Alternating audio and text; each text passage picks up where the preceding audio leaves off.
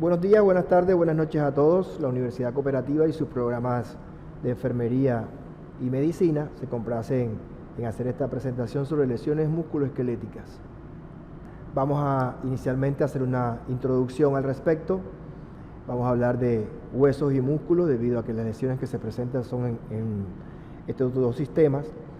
Vamos a hacer un concepto muy generalizado de lo que es deporte, las lesiones que en él ocurren y el manejo de ese tipo de lesiones.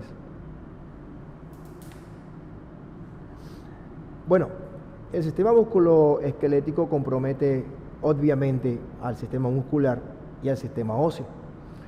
Los huesos y los músculos están unidos a través de un montón de estructuras, a través de diferentes tejidos, de diferentes fascias, y ellos juntos van a dar la oportunidad de que el organismo se mueva, de que el ser humano se mueva.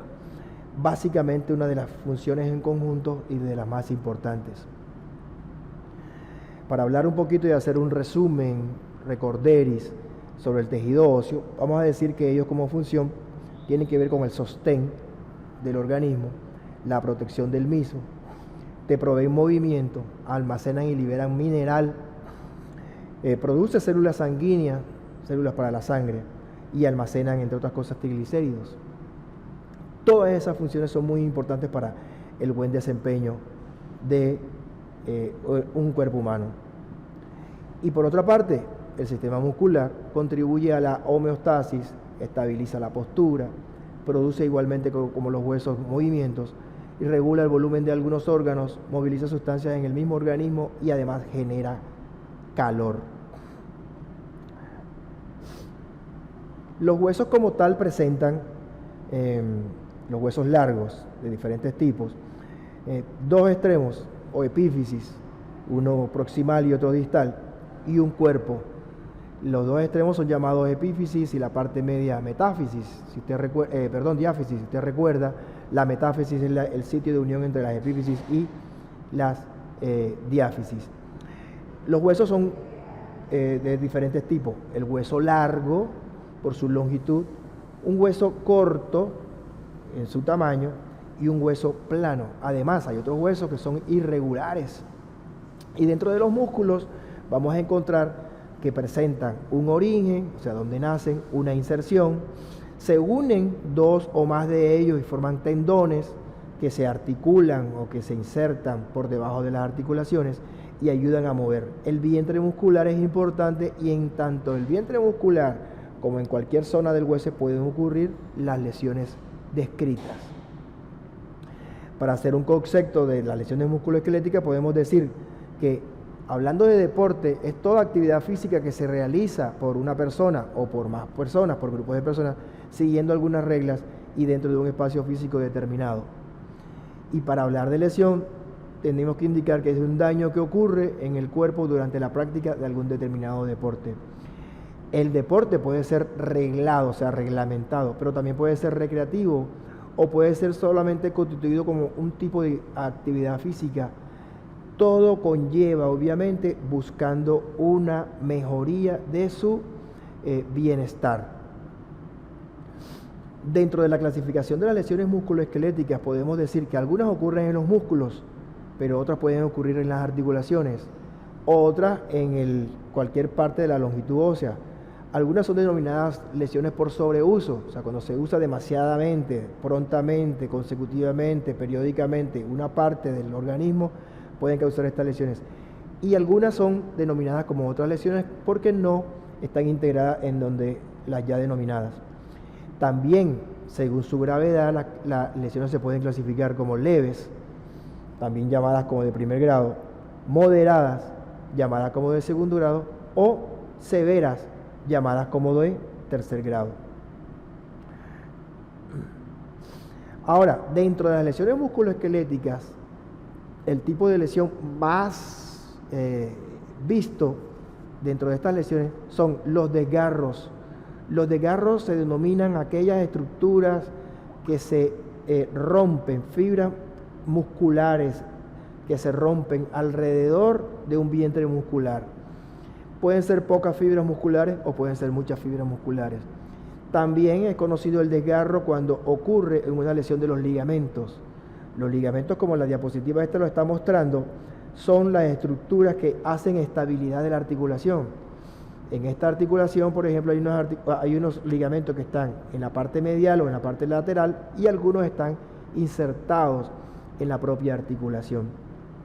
Los esguinces son lesiones que ocurren en cualquier tipo de ligamentos y también pueden ser denominados como esguince grado 1, de acuerdo a su gravedad, grado 2 o grado 3. La cantidad de fibras de los ligamentos o de los músculos que se rompen son los que van a denominar la gravedad de la lesión.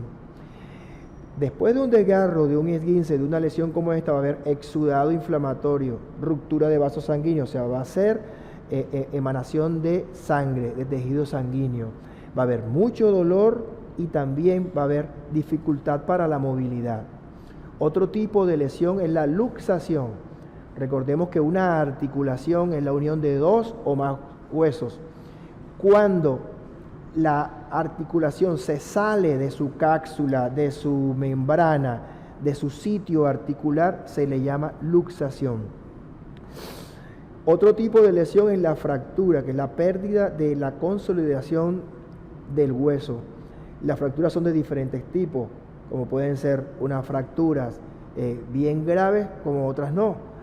Hay unas lesiones leves en las fracturas que, por ejemplo, son denominadas en tallo verde. Solamente ocurre en un sitio del hueso. Pero otras pueden ser compuestas, que pueden obviamente comprometer inclusive los tejidos que están alrededor. Y puede haber emanación de mucha sangre y salida del fragmento óseo al exterior, con un riesgo tremendo de infecciones. Otro tipo de lesiones son las tendinopatías, que ocurren en los tendones. Una lesión que puede ser por ruptura, por alargamiento, por constante movimiento a nivel de la zona tendinosa. Los tendones son las estructuras en donde terminan los músculos y estos tendones van a articularse en una parte ósea, en un pedazo de hueso o en otro músculo. Y otro tipo de lesión son las contusiones. Las contusiones son el simple trauma directo, que puede ser grave o no. Cuando es bastante grave es porque hay exudación o salida de mucho sangrado y se acerca a la parte ósea. También hay otros tipos de lesiones no contempladas dentro de lesiones musculoesqueléticas, pero pueden darse, como por ejemplo heridas en la piel. Otros tipos de lesiones nerviosas, como pérdida del conocimiento por traumatismos craneoencefálicos o por traumatismos raquimedulares. Y hay determinada cantidad de lesiones asociadas alrededor de todas las estructuras musculoesqueléticas. Las lesiones más comunes en deporte o a nivel de los músculos esqueléticos se pueden dar en las rodillas, en los tobillos y en cualquier zona muscular. Y también depende del tipo de deporte que practiquen.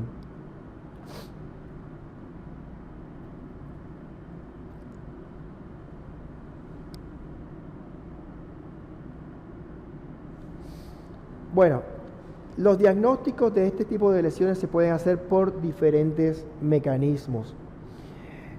Algunas ayudas de tipo diagnósticas y de tipo como la ecografía, que va a detectar algún tipo de lesión muscular o lesión en los tejidos internos del cuerpo humano. Otro tipo de ayuda es la resonancia nuclear magnética, que detecta exactamente el grado de lesión y qué profundidad tiene esa lesión. Otro tipo de ayuda diagnóstica es el TAC, porque demuestra o nos lleva a identificar la lesión de algunos tejidos internos que no se ven a la simple vista. El otro es el muy conocido rayos X, inicialmente para descartar problemas contusos, problemas de óseos como las fracturas o problemas similares. Hay otro como la incidencia del Doppler, que nos va a diagnosticar algún tipo de lesión o enfermedades a nivel de los vasos sanguíneos. Otra de las cosas que hacemos en las lesiones musculoesqueléticas, y nos basamos en la clínica, o sea, los signos y los síntomas, o sea, la semiología que tiene cada una de las lesiones, y de acuerdo a eso podemos nosotros determinar la conducta a seguir. Y hay innumerables de referencias diagnósticas. Y dentro de las cuestiones que hacemos para empezar a rehabilitar a las lesiones musculoesqueléticas, hay varias. Una de las cosas que más hacemos es enseguida, y si usted no tiene de pronto entrenamiento para esto, esta es la mayor recomendación. ¿Te acuerdas de una sigla llamada PRICE? ¿Eso qué significa? Se lesiona a cualquier persona, haga o no haga deporte, inclusive bajando las escaleras de tu casa, puedes doblarte tu articulación, tu tobillo, tu muñeca si caes sobre ella, y lo primero que hay que hacer, y una recomendación general, es proteger la articulación o la zona afectada. Generalmente se hace con un tipo de vendaje. Después, la restricción del movimiento, de acuerdo a la gravedad de esa lesión. Se restringe el movimiento es para evitar que recrudezca la lesión o que se aumente la sintomatología. Después, la colocación de hielo, por eso la inicial con la letra I, aunque hielo ya todos sabemos que se escribe con H, pero para efectos de la lengua anglosajona es con I.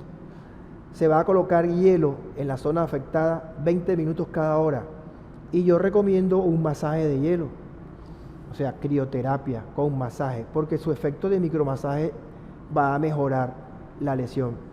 Si no hay una herida expuesta, obviamente está recomendada esa aplicación de hielo. Si hay una herida expuesta, inicialmente hay que proteger esa zona para evitar una infección. En enfermería se conoce mucho más de los manejos preventivos al respecto.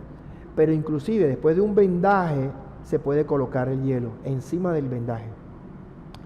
Después hay que elevar la zona afectada. La zona afectada hay que elevarla ¿para qué? Para ayudar al drenaje y evitar la inflamación. Y hacer un vendaje compresivo con las mismas indicaciones de la elevación del miembro. Posteriormente, en la rehabilitación se recomienda medios físicos. Los medios físicos se le llaman, por ejemplo, la aplicación terapéutica del hielo, como ya les dije inicialmente, 20 minutos cada hora. Pero también otro medio físico que se puede aplicar es el calor, dependiendo la etapa de la rehabilitación. En la etapa aguda, en los 2 primeros días, obviamente la recomendación es el hielo, pero después de las primeras 48 horas se puede recomendar el calor. Igualmente, la aplicación de 20 minutos de calor, que puede hacerse por compresas calientes, o una toalla caliente, o un paquete caliente, o en la casa las abuelas tenían unas bolsas para agua caliente, y se puede aplicar 20 minutos.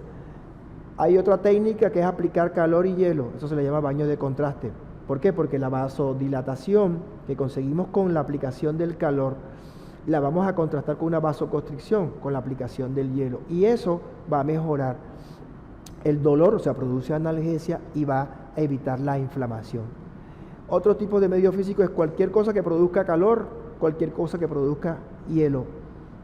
Ya más sofisticados en los consultorios, obviamente a base de diatermia, a base de TENS, a base de láser, a base de ultrasonido, pero ya son técnicas indicadas para el profesional que conoce el tema.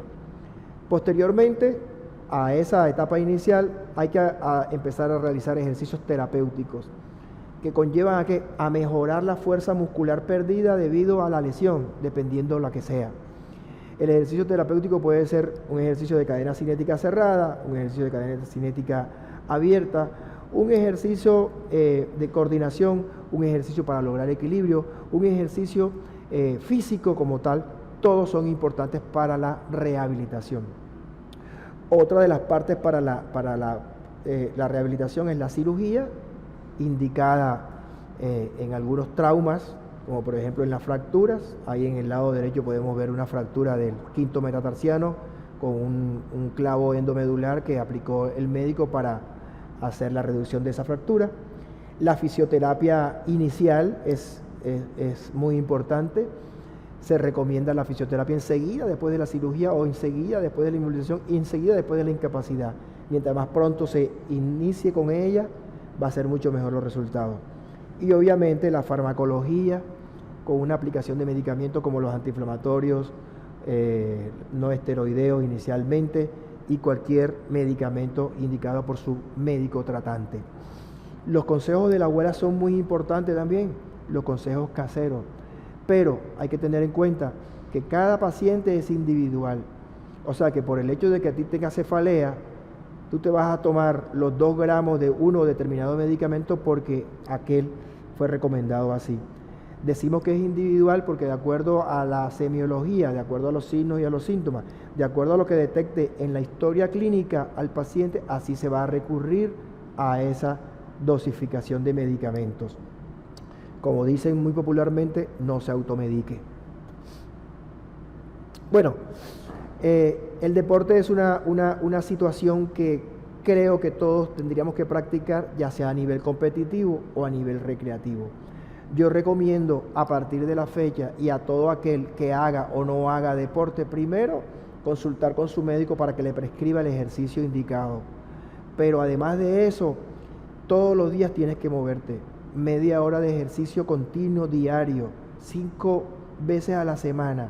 Además de una buena dieta, o sea, balanceada, sin comidas entre comidas, sin excesos prolongados de la ingesta de comida, te va a contribuir a tener una buena salud. Los consejos son muy importantes, pero hay que aplicarlos. La ayuda médica, la ayuda en salud es la que te va a llevar a una mejor salud. Las lesiones musculoesqueléticas es el pan nuestro de cada día, pero todas ellas tienen remedio e inclusive ese tipo de pacientes van a volver después de la lesión mucho mejor que antes si hace lo que se requiere, si toma las recomendaciones que se le dan. Muy amables a todos. Esta es la bibliografía de todos ustedes. Por favor, hay que referenciar siempre. No nos hemos inventado las cosas, ya eso lo hicieron otros. Nosotros podemos aportar solamente, pero hay que referenciar todo. Muchísimas gracias a la profesora Luz Karime González por traerme a esta conferencia de mucho provecho. Espero que la pongan en práctica y el camino nos da la oportunidad de seguirnos viendo. Gracias, gracias, gracias.